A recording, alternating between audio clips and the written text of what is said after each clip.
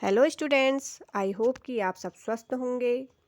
तो बच्चों, आज मैं आपके लिए लेकर आई हूँ आपकी ही क्लास 7th की पुस्तक हमारी विरासत एवं विभूतियाँ। इसका पार्ट 5 हमारे लोकवाद्य।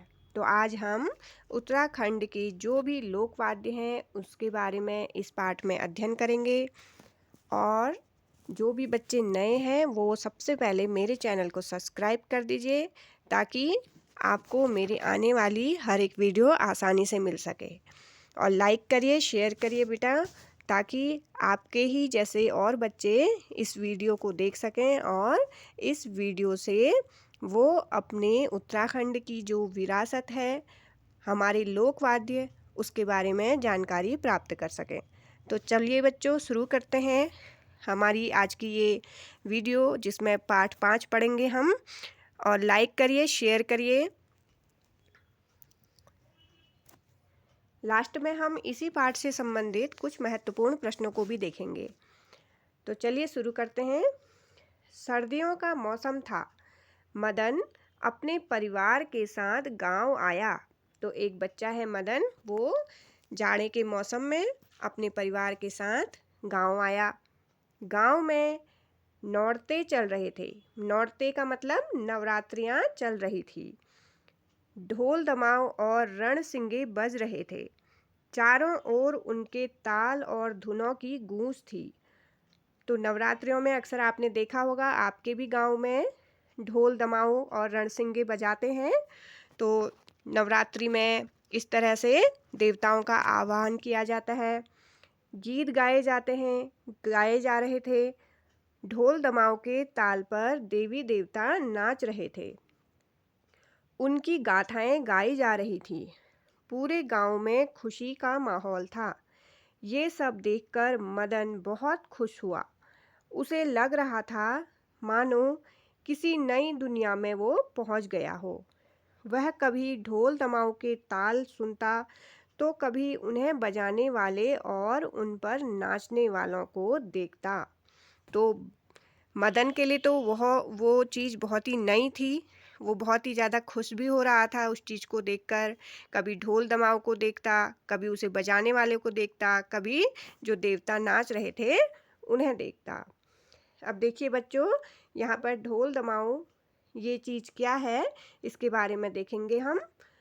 मदन ने अपने पिता से पूछा, ये कौन से वाद्य यंत्र हैं?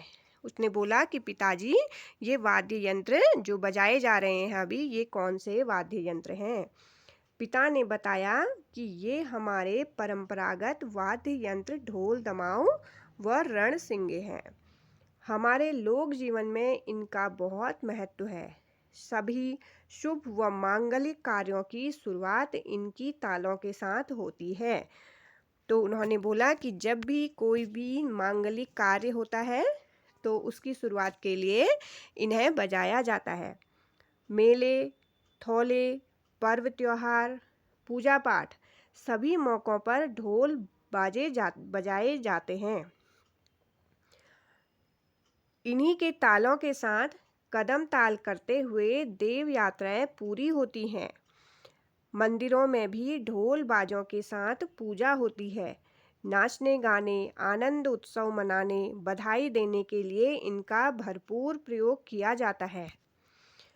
इंसान तो इंसान, इनके तालों पर देवता भी थिरकने लगते हैं। आप में से बहुत ज़्यादा बच्चों ने देखा होगा जब उनके गांव में नवरात्रियां आती होंगी तो किस तरह से वहां ढोल दमाव के ताल पर देवता अवतरित होते हैं और खुशियां मनाई जाती हैं।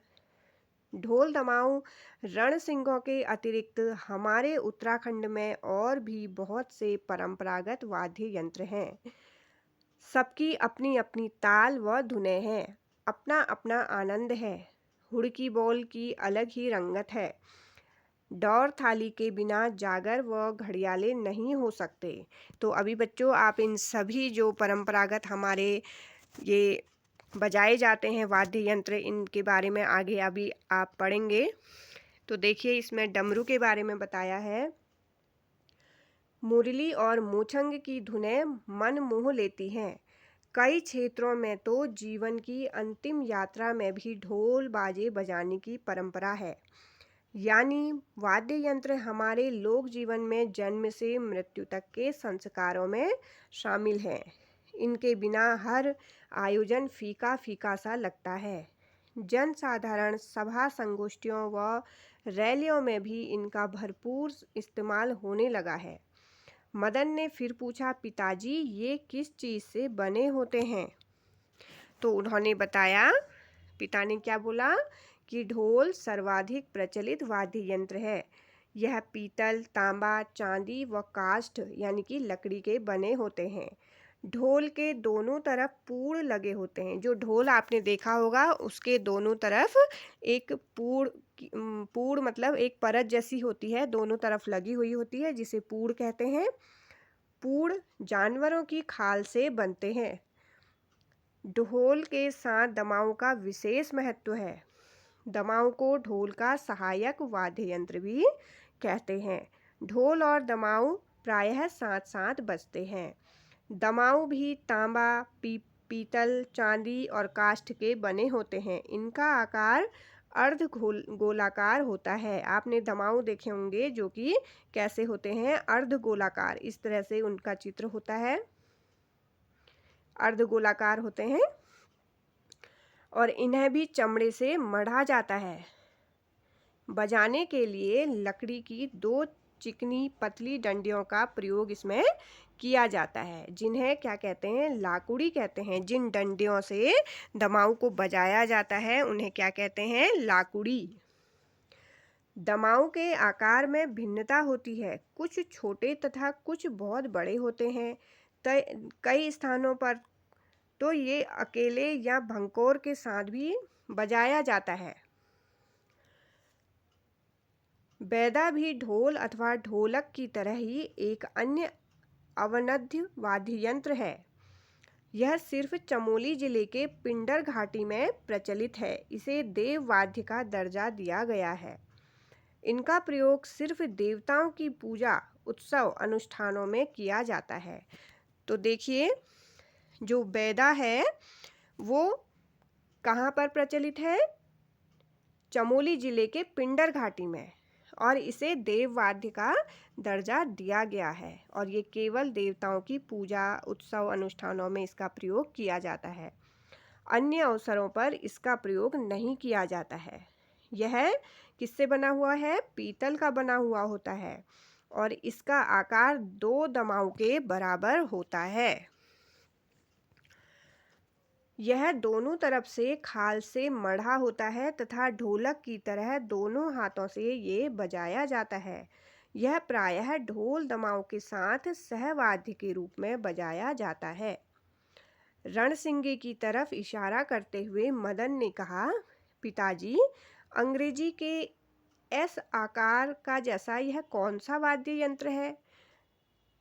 तो पिता बोले, बेटा यह रणसिंगा है जिसका आकार कैसा है? अंग्रेजी का एस कैसे बनता है? एस ऐसे बनता है ना, तो इस तरह से उसका आकार रणसिंगे का भी एस आकार का है, जिसे कहीं कहीं रणसिंगा भी कहते हैं।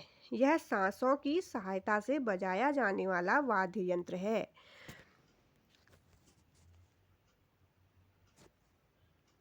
करनाल और भंकोर भी इसी से मिलते जुलते वाद्य यंत्र हैं, लेकिन वे सीधे लंबे होते हैं। करनाल व भंकोर देव कार्यों में बजते हैं।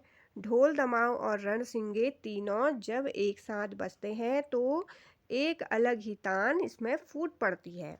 ये भी तांबा, पीतल और चांदी के बने होते हैं। बात को आगे बढ़ाते हुए पिता बोले कि हुड़का भी हमारे उत्तराखंड का एक प्रमुख वाद्य यंत्र है। यह डमरू जैसा ही होता है। कौन दिखता है?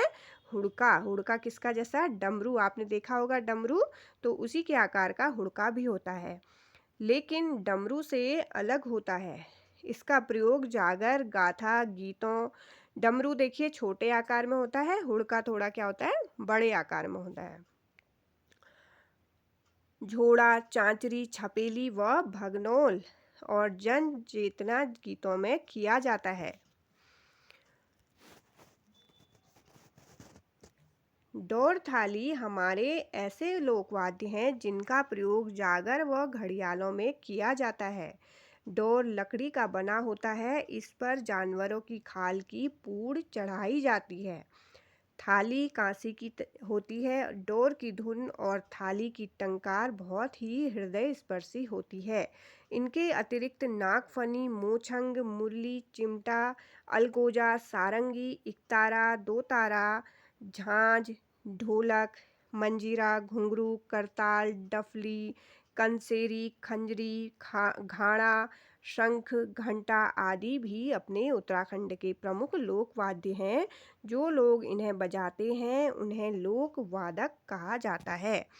तो जो लोग इन्हें बजाते हैं उन्हें क्या कहते हैं बच्चों? लोक वादक। अब यहाँ पर देखिए एक शब्द आया है डोर थाली। डोर थाली क्या है देखिए।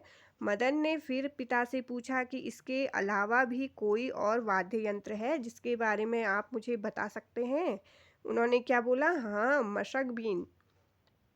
मशक बीन मूलतः स्कॉटलैंड का वाद्य है।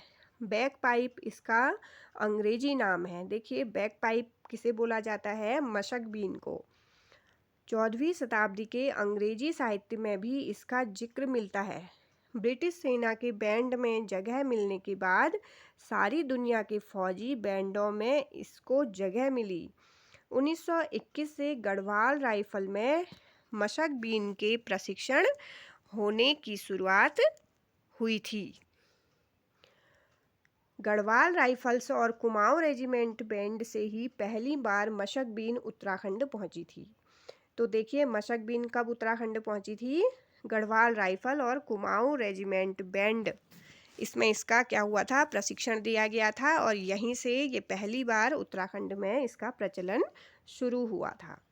उत्तराखंडी लोक वाद्यों में मशक बीन के शामिल होने से एक रिक्तता की पूर्ति हुई। ढोल दमाऊं और मशक बीन के बगैर गढ़वाल एवं कुमाऊं में विवाह की कल्पना भी नहीं की जा सकती है। आप सबने बहुत सारी शादियों में, पहाड़ी शादियों में देखा होगा कि मशक बीन को बजाया जाता है और बहुत ही अच्छे तरीके से उसमें मज़ा लिया जाता है सभी के द्वारा और लोग उसमें डांस भी करते हैं। आज मशक बीन गढ़वाल कुमाऊं का प्रतिनिधि लोकवाद्य है। गढ़वाल कुमाऊं के अधिकतर लोकप्रिय गीतों तथा लोकगीतों की धुनों को यहाँ के कलावंत मशक बीन पर बेहतरीन ढंग से बजा रहे हैं। आकाशवाणी नजीबाबाद के प्रत्येक गढ़वाली कार्यक्रम में ये सुनाई देने वाली जो मशक बीन धुन यमकेश्वर ब्लॉक के प्रेमदास की है। तो जो ये मशक बीन कहाँ सुनाई जाती है? आकाशवाणी नजीबाबाद के प्रत्येक जो गढ़वाली कार्यक्रम होता है उसमें जो मशक बीन की धुन सुनाई जाती है वो किसकी देन है? यमकेश्वर ब्लॉक के प्रेमदास जी की देन है। वे बिंध्याड़ी गांव के रहने वाले हैं। इसी तरह गंगाराम और हरीश राम आकाशवाणी अल्मोड़ा के शुरुआती मशक बीन वादक रहे। तो बच्चों अब यहाँ पर हम इसी पाठ से संबंधित कुछ महत्वपूर्ण प्रश्नों को भी देखेंगे। आप इसके उत्तरों को इससे जानेंगे। उत्तराखंड में सभी शुभ कार्यों की शुरुआत किस वाद्य यंत्र की ताल से होती है? तो क्या बजाया जाता है जब कोई भी शुभ काम होता है? तो ढोल दमाऊं दोनों को बजाया जाता है और फिर कार्यक्रम की शुरुआत की जाती है। प्रश्न नंबर 2 देखिए, ढोल और दमाऊं को एक साथ बजाने की परंपरा किससे जुड़ी है? तो ये कब बजाया जाता है? देव यात्रा होती है जब, या कोई पूजा पाठ होती है, और अगर कोई गांव में या किसी के घर में मांगलिक कार्य होते हैं तो उस समय ये ढोल दमाऊं बजाकर वो उस परंपरा की शुरुआत की जाती है। प्रश्न नंबर 3 देखिए, उत्तराखंड का प्रतिनिधि लोक वाद्य कौन सा है? तो आज मशक बीन गढ़वाल कुमाऊं का प्रतिनिधि लोक वाद्य है। चौथा प्रश्न देखिए, ढोल के दोनों ओर लगी खाल को क्या कहते हैं?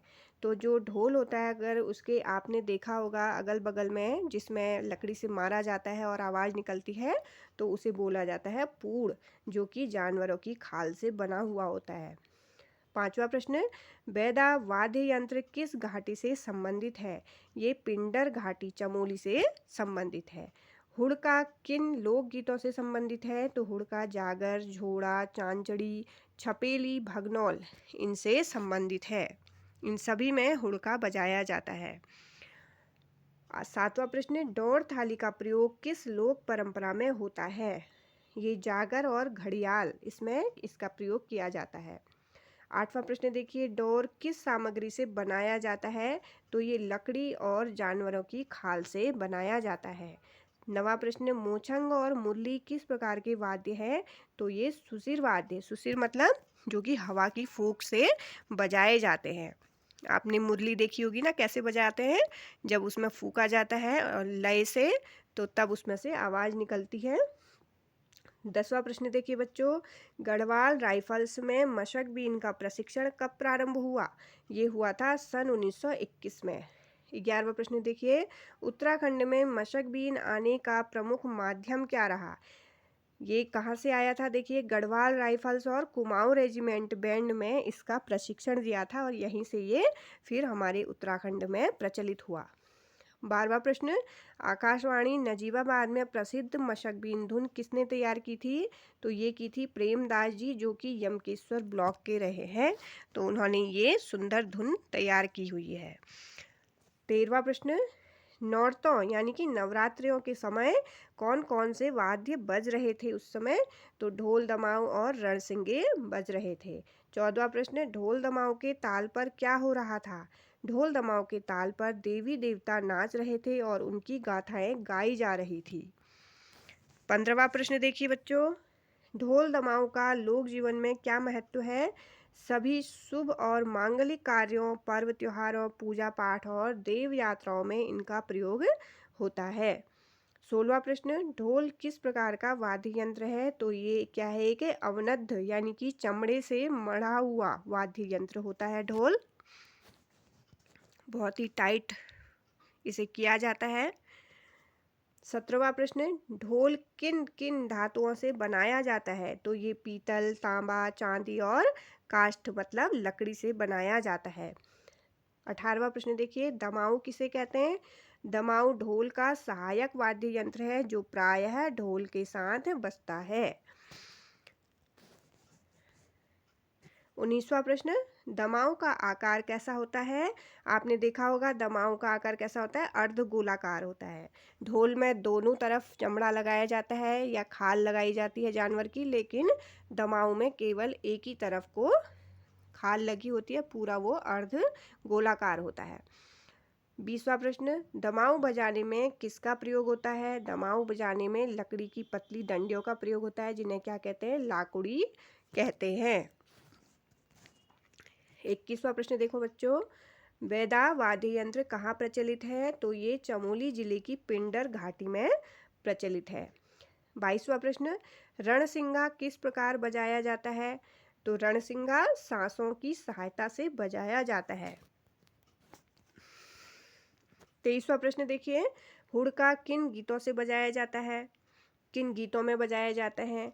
तो हुड़का देखिए जागर गाथा गाई जाती है, जब पुरानी जो देवताओं से संबंधित या हमारे जो पुराने वीर थे उनसे संबंधित जो गाथाएं होती हैं, जागर गाथा बोलते हैं जिन्हें, उनकी वीरता की कहानियाँ सुनाई जाती हैं।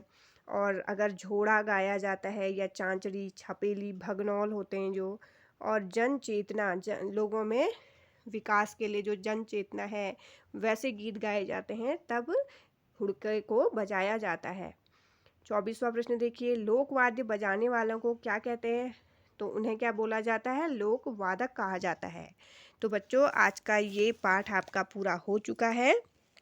मैं फिर से बोलूँगी कि जो नए हैं वो मेरे चैनल को सब्सक्राइब करिए, ताकि आपको ऐसे ही अच्छी अच्छी वीडियो देखने को रोज़ मिल सकें।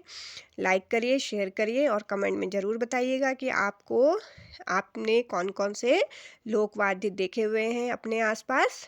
तो चलिए, मिलते हैं जल्द ही मेरी नई वीडियो के साथ। तब तक के लिए जय हिंद, जय उत्तराखंड। Bye bye.